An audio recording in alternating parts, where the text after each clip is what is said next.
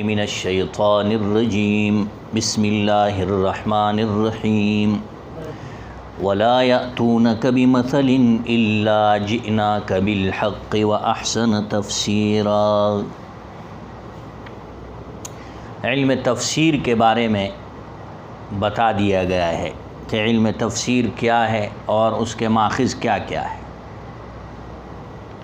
اب چند مشہور تفسیریں جو امام الانبیاء سرور کونین صلی اللہ علیہ وسلم کے عہد کے بعد لکھی گئی، بہت زیادہ، لیکن اس میں سے کچھ شہرت کی بلندیوں پر پہنچی۔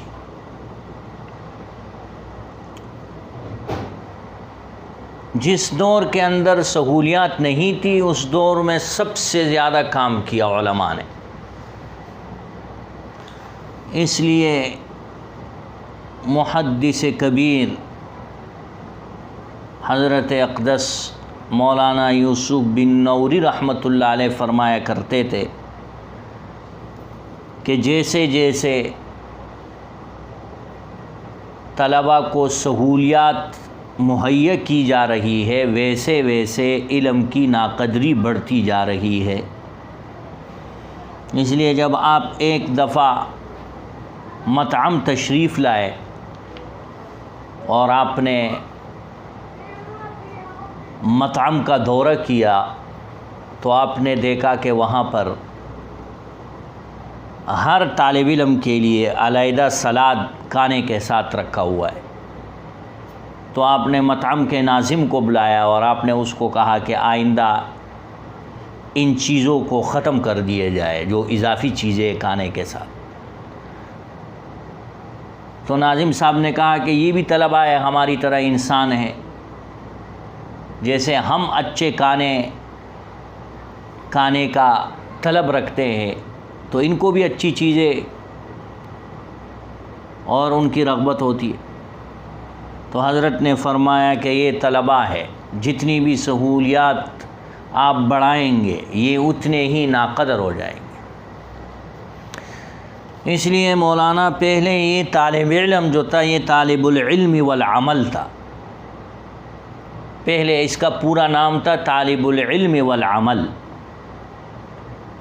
صحیح ہے، یہ علم اور عمل دونوں کا طالب تھا۔ پھر زمانہ گزرتا گیا، عمل ختم ہو گیا، علم رہ گیا، عمل ختم ہو گیا۔ نو چپا علم عمل نہ کبھی ظالم دے، آؤ پتقوا دا عالمانو پتہ لگی، صحیح ہے۔ مثل العلم لا ينتفع به، ایسا علم جس سے لوگوں کو فائدہ نہ ہو، اس پر عمل نہ کیا جائے، کمثل کنز، اس خزانے کی طرح ہے، لا ينفق منہ، جس سے خرچ نہیں کیا جاتا۔ آپ کے پاس بہترین خزانہ ہے اور مال جائیداد اور اسباب ہے، بینک بیلنس اور دولت ہے، لیکن اگر آپ اس کو خرچ نہیں کرتے اپنے اوپر تو وہ آپ کے لیے سانپ بن جائے گا۔ کیا فائدہ ہے جناب ایسے دولت کا اور ایسے خزانوں کا؟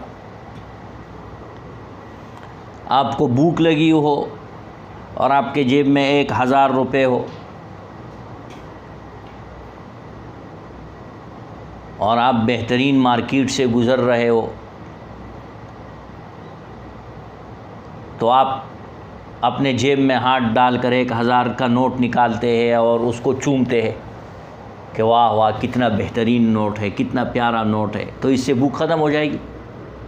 نہیں، اس سے بھوک ختم نہیں ہوتی۔ جب تک آپ کسی بریانی والے کے پاس نہ بیٹھ جائے اور اس سے بہترین بریانی نہ منگوائے اس پیسوں کی، تو دیکھو پیسوں کے جو ہے چومنے سے اور بوسہ لینے سے بھوک ختم نہیں ہوتی۔ اسی طرح علم ہے، علم کا فائدہ تب ہوگا جب اس پر عمل ہوگا اور اس کو دوسروں تک پہنچایا جائے گا۔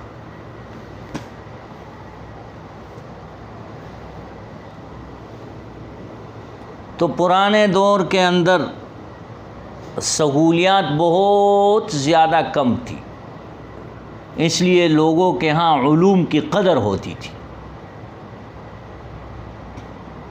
تو وہ علم حاصل کر کے پھر اس پر عمل کرتے تھے، تو وہ طالب العلم والعمل کہلاتے تھے۔ اور پھر عمل ختم ہو گیا تو طالب علم رہ گیا۔ طالب علم رہتے رہتے رہتے رہتے علم اس کے ساتھ تھا، اور اب ایسا دور آ گیا ہے کہ نہ علم ہے اور نہ عمل ہے، علم بھی نہیں ہے اور عمل بھی نہیں ہے، صرف طالب رہ گیا۔ تو پٹھان حضرات کہتے طالب راہ گئے، طالب راہ روان، تو علم بھی ختم ہو گیا اور عمل بھی ختم ہو گیا جناب، اس لیے کہ ان کو سہولیات بہت زیادہ مل گئی ہے۔ جب سہولیات زیادہ ملے گی تو علوم کی ناقدری پیدا ہو جائے گی، چیزوں کی ناقدری پیدا ہو جائے گی۔ اور سابقہ دور کے اندر علماء نے بہت زیادہ مصائب اور سختیاں جھیلی ہے اور تکلیفیں برداشت کی ہے، تب جا کر ان کو مقام، شہرت اور بلندی ملی۔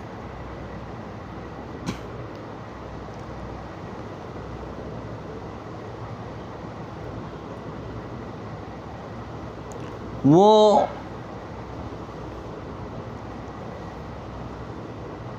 علوم کے قدردان لوگ تھے اور ان کا اشتیاق بہت زیادہ تھا علوم کے ساتھ، اس لیے ہر کام ان کے لیے آسان تھا۔ تو امام محمد نے اس دور میں 2200 کتابیں لکھی اور کل عمر 56 سال، اور کتابیں 2200 لکھی۔ امام محمد عراق کے گورنر حسن الشیبانی کے بیٹے تھے۔ آپ کے والد محترم حسن الشیبانی عراق کے گورنر رہے، اور جب آپ اس دور میں درسگاہ آتے تھے اور کلاس میں آتے تھے تو آپ کے ساتھ 2 گارڈ آتے تھے، اور اب شاہی شال آپ نے اوڑھا ہوتا تھا، اور گارڈ آپ کو دروازے پہ چھوڑ کے چلے جاتے تھے، اور جب چھٹی کا وقت ہوتا تھا تو پھر آتے تھے۔ 2 گارڈ اس دور میں آپ کے ساتھ آتے تھے۔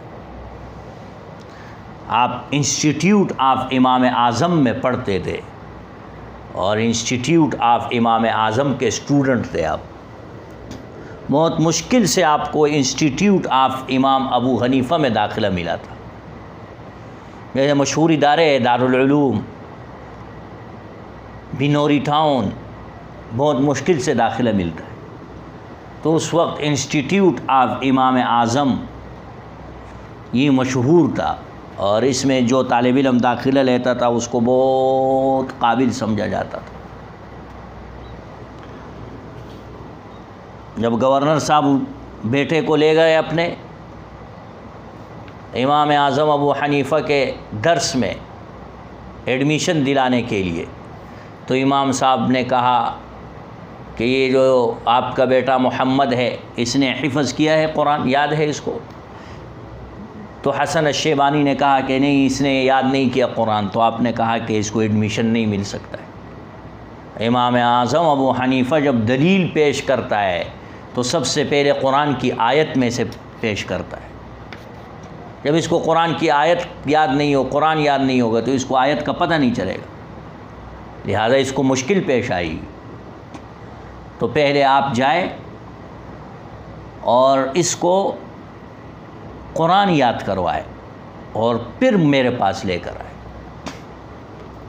اور یہاں پر اگر چیئرمین صاحب اور ناظم صاحب اور گورنر صاحب اور وزیر صاحب کسی اسکول میں آ جائے تو اس کو اگر کچھ بھی نہیں آتا ہوگا تو لوگ اس کو رکھیں گے کہ میرے اسکول کے اندر ناظم کا بیٹا پڑھ رہا ہے، میرے اسکول کے اندر چیئرمین کا بیٹا پڑھ رہا ہے، میرے اسکول کے اندر کمشنر کا بیٹا پڑھ رہا ہے۔ دیکھو اس کے لیے کیا، اپنے لیے کیا سمجھے گا، اس کو اعزاز سمجھے گا اور لوگوں کو بتاتا پھرے گا، اگرچہ ان کو ایک ذرہ برابر چیز بھی نہیں آتی ہو۔